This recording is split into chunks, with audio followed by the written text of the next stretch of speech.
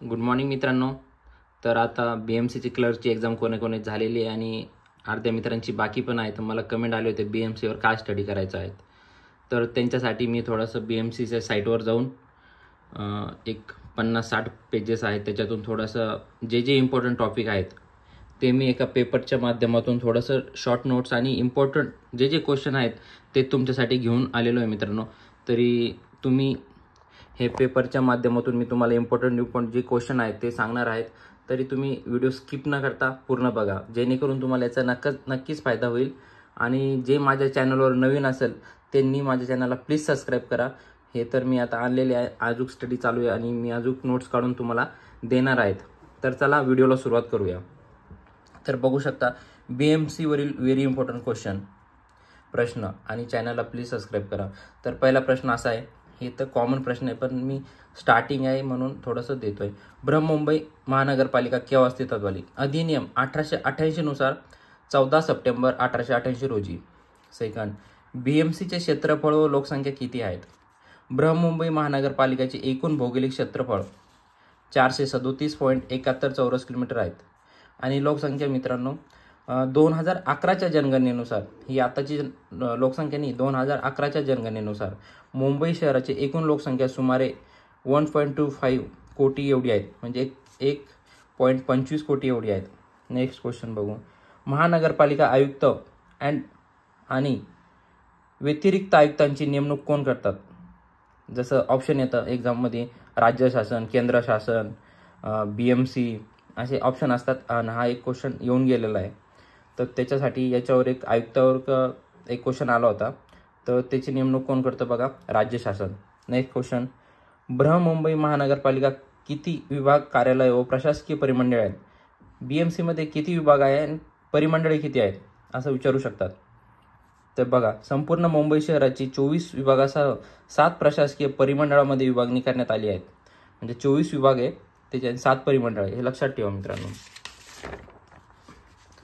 Next, जल खात्याचे प्रमुख कोण असतो? जे की BMC तिथे जल खाते आहेत आणि किती आहेत ते पण बघू. जल खात्याचे प्रमुख कोण असतो? जल खात्याचे प्रमुख हे जल अभियंता हे पद आहे आणि ते प्रमुख असतात. नेक्स्ट, BMC मध्ये जल विभाग किती आहेत? तर 24 विभाग आहेत. याला IMP दिलेलं आहे, तर काय बघू. BMC अंडर येणाऱ्या घरांना पिण्याचे पाणी प्रतिदिन किती मिळते? हा मित्रांनो, हे पण विचारू शकतो बरं BMC. तर झोपडपट्टीसाठी, जे झोपडपट्टीमध्ये राहतात त्यांच्यासाठी 225 लिटर झोपडी प्रतिदिन, एका झोपडीसाठी झोपडीत राहणाऱ्यांना 225 लिटर पिण्याचे पाणी वापरण्याचे नाही. त्याच्यानंतर इमारतीसाठी 675 लिटर सदनिका दिन, एका दिवशी. आणि चाळी व गावठाण जसे आपले घर असतं त्याच्यासाठी, खोली किंवा घर, 450 लिटर हे प्रतिदिवस पाणी भेटतं. त्याच्यानंतर महानगरपालिका वितरण करीत असलेले पाणी कुठून येते? जे की BMC मध्ये महानगरपालिकेला पाणी येतं ते कुठून येतं? तिथे वितरण करते एवढे पाणी. त्याच्यानंतर येतं कुठून बघा. महानगरपालिकेचे पाण्याचे 7 स्रोत आहेत, 7 स्रोत आहे, हे 7 स्रोत आहेत, त्यापैकी 7 तलाव. या 7 तलावामधून BMC मध्ये पाणी येतं. हे पण विचारू शकतो. ऑप्शन देतील 1, 2, 3, 4, याच्यातून कोणतं नाही, बरोबर. त्यासाठी पहिला आहे भातसा, अप्पर वेतरणा, मध्य वेतरणा, मोडक सागर, तानसा, विहार आणि तुळशी.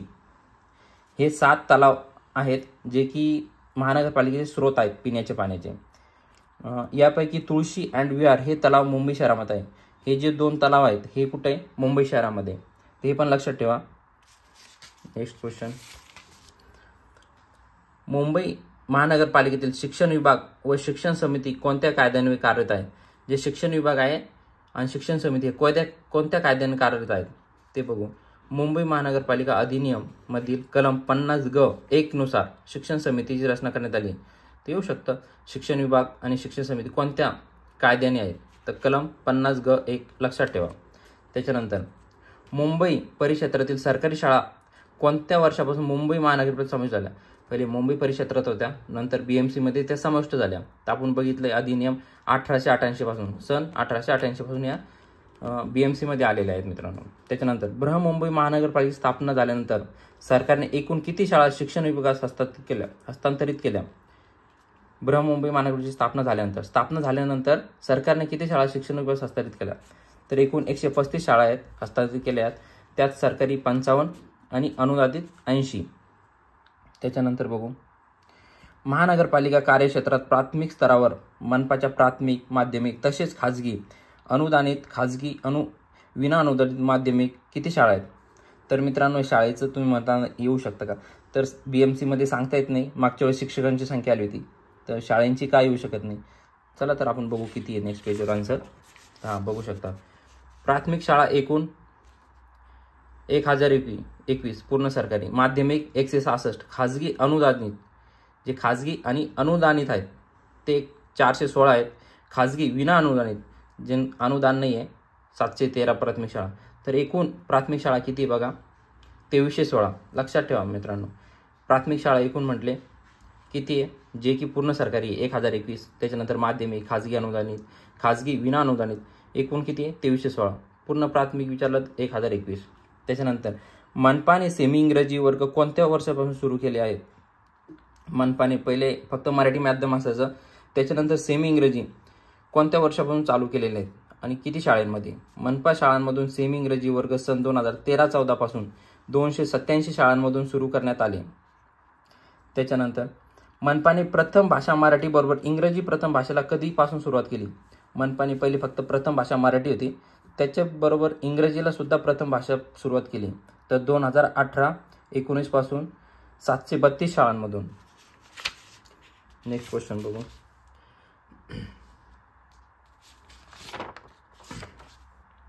महानगरपालिकेच्या एकूण शालेय इमारतीची संख्या किती आहे? इमारती संख्या मनपाच्या स्वतःच्या मालकीच्या किती आहे? 417 इमारती आहेत. मनपाच्या भाड्यांची इमारती किती आहे? 227.